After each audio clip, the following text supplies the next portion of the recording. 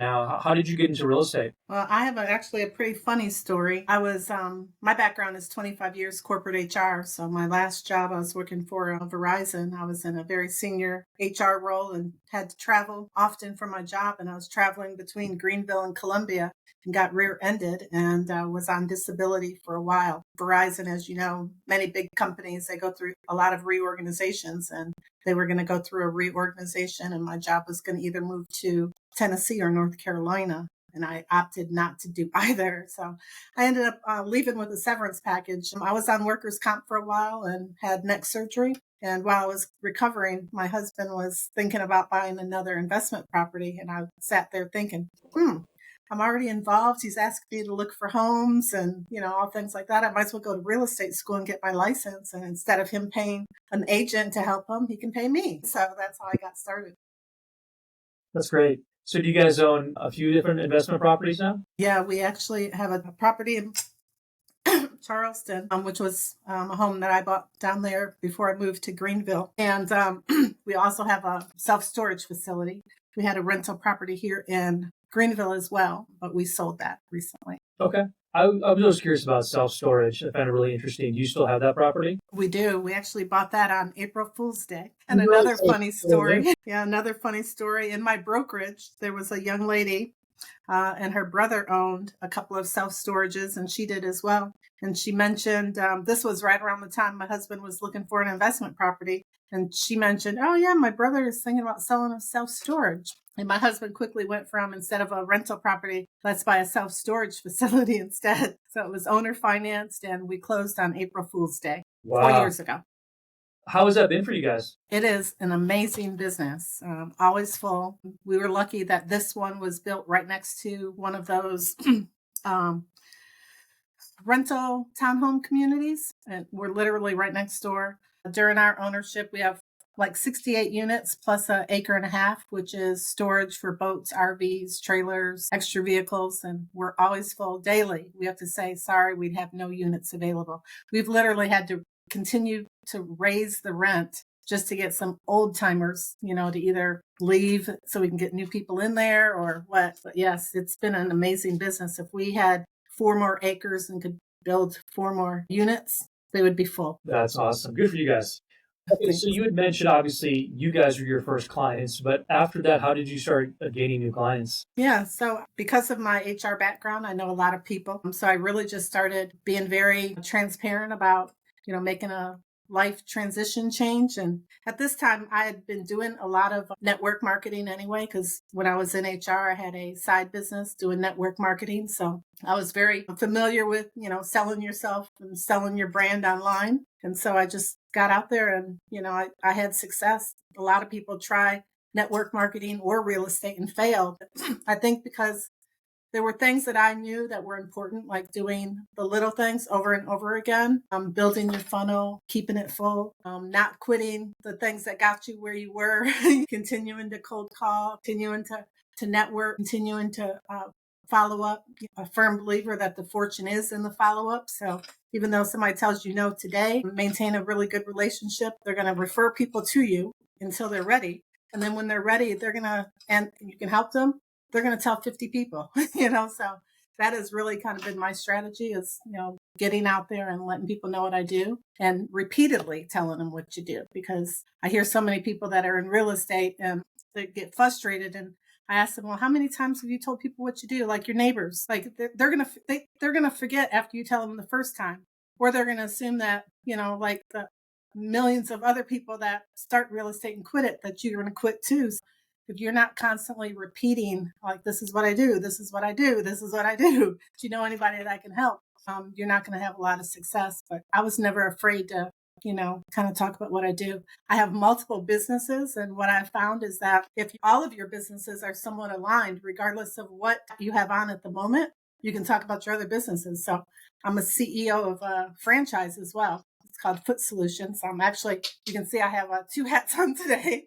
I was at Foot Solutions this morning. I'm doing real estate this afternoon. And then I have back to Foot Solutions for an event tonight. But because I'm not afraid to talk about any of my businesses in any environment, I mean, even when I was working at my franchise foot solutions one time. A client came in with her and her son. We were helping her son with foot pain. And she mentioned that she had just got pre-approved for a loan to buy a home, but didn't have an agent. And I'm like, gosh, you're in the right place. I have a solution for you. So I feel like all of my brands, I have a solution for people. That's awesome. I really like what you said about fortunes in the follow-up, because there's so many. I mean, we're all in sales to one regard or another, and I own a few businesses too. So I see if you wait for people to call you, your phone's just not going to ring. You gotta be top of mind with people, or they're going to go somewhere else. They're just going to forget it. Yeah. So as far as like, how do you handle business development? Obviously, you're out there talking to people. What have you found to be most effective? Is it just asking for referrals, or use any type of software, any other tools to kind of grow your business? I do. I use a CRM. So, I use Follow Up Boss as a CRM for staying in touch with people. But, I kind of have a goal of meeting new people often and then finding some connection. I'm a firm believer. If you talk to people long enough, you have something in common. And so I find something that we have in common, and then I try to stay in touch. And it's not like, staying in touch every day. If somebody says, they love their house and they have no intention of moving, I still try to stay in touch because they're going to be a really good referral source. And just having a connection to people. So many people are really, I think, craving like real connections with people that, they're going to feel good about their interactions and they're going to trust you and then refer people to you. So I use the CRM. I do a lot of networking. I do follow up. I call people. I try to connect. I try to stay connected even when I have a client and I, close a transaction with them. I'm often friends with them on Facebook, seeing what they're doing, giving them shout outs, remembering, our transaction. I love going to old clients' homes. I like to take a cutting board to closing, and I encourage them to, fill the cutting board when they're ready to have me in their home. And it's such a privilege when I get calls back and they want me in their home. I bring a bottle of wine over and, we kind of talk about, what they have going on. But a lot of my clients have become friends. I work in a niche of like local heroes. I'm a Homes for Heroes affiliated agents. I'm a veteran and, have a network of veterans. So I try to, just really stay connected, not just in real estate. Like the people I connect with, I'm constantly looking to connect them with other people in my network. So I consider myself somewhat of a connector. You tell me what you do. I'm going to be listening. I'm going to be looking for opportunities to connect you with somebody else in my network. I believe that the more I can help other people win in whatever area of their life, I'm going to win. Yep. Yeah. You're busy. How do you find time for all that? Because I feel like if I was you, I would try to feel like, how can I automate some of this? Have you thought about that, or do you still like doing it the way you're doing it? I do some automations. We use at my brokerage a software program called Ylopo. And so it does do some of the automated, like text messaging and follow-up calls, mostly though for colder leads. Once a lead is warm, I like to take it over. But for leads that are, somewhat cold, they've visited my website or casually reached out about something, until I have somewhat of a trust, like they trust that, hey, they asked me for something about, do you know anybody that can help me fix my credit? And I make a connection to them at that point, I feel like they're warm. They trusted me enough to ask me for something that could help them. And then once they're warm, I like to take it over. But until, a lead is out of that cold stage or, kind of stale stage, I'll rely on automation. And then after that, it's personal. Gotcha. Do you have any type of lead generation tools, or is it just mostly referrals that you rely on? We do a little bit of lead generation. We use Ylopo leads at my brokerage.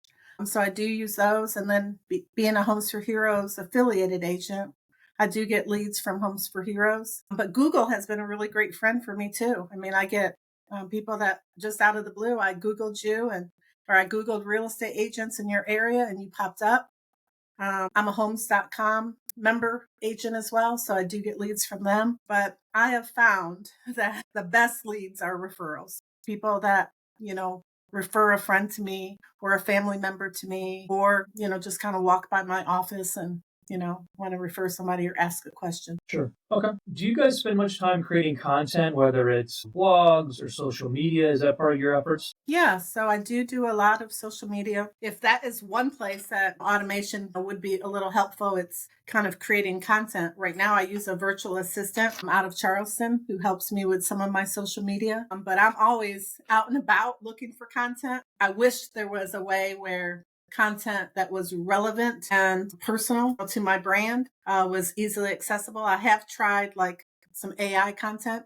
And it does work when you are, kind of in a rush, but you still have to personalize it and, really get your AI avatar to, really understand your brand, the voice that you want to say it in, that you want to be helpful manner, educational and helpful at the same time.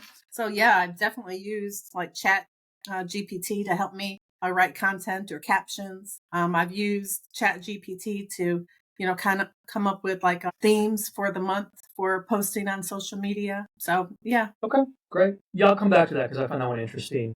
Okay. Like the realtors that are growing brands really embrace social media and content and creating videos. I've seen with my businesses that's if you can tell your story on social media, which you have a really good story, it just opens it up because I feel like a lot of realtors are kind of doing the same thing, spring and Mayflowers and all that kind of stuff, which is fine. But I feel like there's more there. The deeper you can go and tell your story is gonna more people are gonna embrace, and you have Yeah. a lot of facets to your story. I do feel like there is an opportunity, excuse me, like personal testimonials. So I do get a lot of reviews with testimonials, but I would love to find a way, and I've seen some realtors do this. I just not have had success doing it, but getting your clients to like be live on camera with you, telling you about their experience, why they selected you, what the journey was like, because I do feel like sometimes as real estate agents, we make it look so easy when in fact, many of the people that are referring back to you, it's because you have taken them through some obstacles, ups and downs, and they trusted you along that journey where at some point they might have even felt like they were going to just give up, So I would love to be able to like interview somebody and share their testimonial like on video, but I've not really had a lot of success with people saying, yeah, I'm comfortable doing that. Okay. Yeah. Some people don't like being on camera, I guess, which I totally understand that. But okay, I'll come back to that later. You had mentioned about people finding you on Google. Do you do any type of advertising on Google or Facebook, or is it just organic? It's organic. I've been on social media probably since 2008, being in HR. So I've always had a really clean brand, very positive. I don't share politics and religion or, things like that.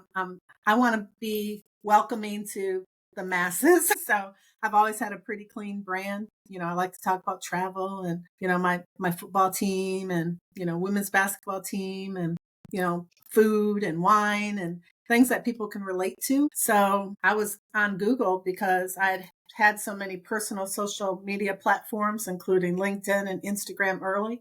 Both of those are very Google friendly search platforms. So anytime you post a video on Instagram, it goes high on Google.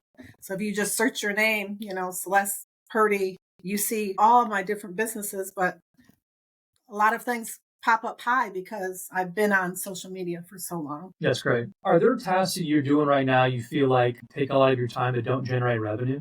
Well, it's funny because this is a conversation I recently had with some other realtors who segment their business. So they might have a showing agent actually showing the houses and they do all of the negotiations and contract writing and, following through on the task. And I've never done that. I do everything for my clients, but I'm not looking to, do 20 transactions in a month because I have other businesses. I'm comfortable with 4 to 5 transactions closing in a month and doing all of the pieces. But I have thought, would it be beneficial to have somebody go out there and sit with the home inspector instead of opening the house for them? But oftentimes I'm building the relationships with those people too.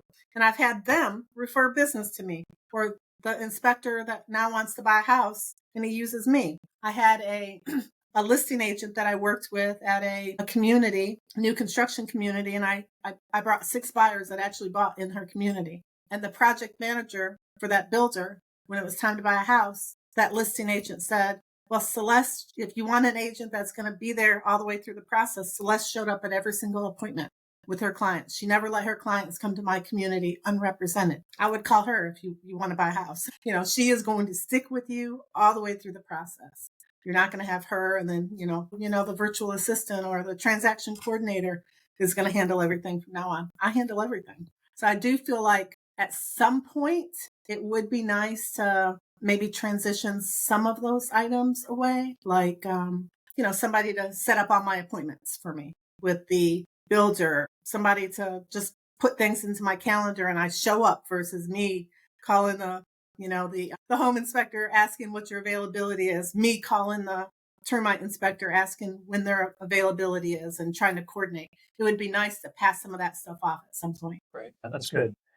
So obviously it's been interesting times in the real estate market. How do you feel about your business or just maybe just the real estate industry overall right now? I think we got some scary times in front of us, honestly. I feel for the people that don't have multiple streams of income, that are just going to rely on real estate when we know that it's going to be up and down and bumpy. And for the people that have left full-time jobs, with so many people losing jobs, that are thinking, oh, real estate's easy, let me get into that, not knowing that it's going to take 6 months to a year to actually build a small book of business, not a book of business that you can live on. So I'm optimistic that I have enough business that I'm going to continue to be successful, but it's really because I'm continuing to do some of the things that got me here. So I'm not afraid to cold call and do leads and, things like that. I do feel like there are more people kind of sitting on the sideline, not quite sure if they're going to move forward or not, or putting things on pause. But everything that I see is that prices here in the Greenville area are not going to decrease. They're going to continue to climb. And if you want to get into a house that you can afford, you better get into the house. Yep. And I'm also a firm believer that your best opportunity to get into a house is to look for a house when the fewest people are looking for a house. So when everybody else is sitting on the sideline, I'm not afraid to show houses on, holiday weekends, write contracts on Christmas Eve.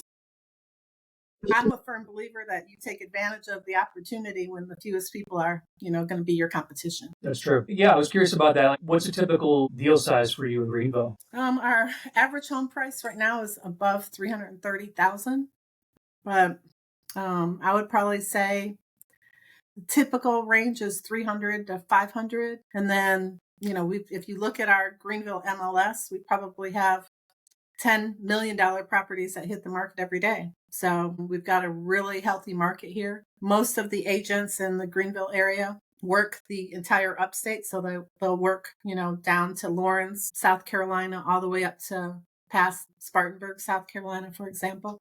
So we've got multiple MLSs that you have to belong to too. So being a realtor in upstate South Carolina is not inexpensive because each of those locations have their own MLS, which does make it difficult for somebody that's just getting started. Gotcha. Okay. You had mentioned a couple of software tools that you use. I'm always curious with realtors. I see ChatGPT and follow up. But do you have a favorite software tool that you go to that you really like? My calendar. I think, Google Calendar and Google Meets and, things that connect and talk to each other are always my biggest fans. I am somewhat old school too, so I actually use a journal. If you were to ask me what I was doing today, 10 years ago, I could go pick up my paper journal and tell you, because I use it as not only, kind of my tool for keeping me organized, but it's also a journal for, if I want to go back and reflect on what I did last month and what successes I had, things that I did that I could, replicate for the upcoming month or upcoming year. I'm a believer that, if you plan your month before the month begins, plan your day before the day begins, plan your week before the week begins, and at night, kind of reflect on what you did. And first thing, before going to bed, kind of think about what your plans are for tomorrow, that you have a pretty successful day in front of you. Absolutely. We work with realtors using different AI tools. What is your thought on AI as it relates to real estate? I mean, how do you feel it's going to look over the course of the next year, like 1 to 3 years? How do you think AI is going to change the real estate industry? Well, I think one tool I think is coming. It's not here, but I think it is coming. And realtors right now, we do a consultation with new buyers, for example, and we find out what they're interested in. All of these platforms have, where you can go in and create a home search. But I think where AI is going to come in is, how realtors typically will say buyers are liars. They'll see something else and something different. And all of a sudden, the 5 things that they told you are must haves now includes 2 more things. And the one must have is no longer on the list, right? So I think AI is going to come in and see what their behaviors are in terms of searching and going deeper into the photography, for example, or reading keywords that they're searching for.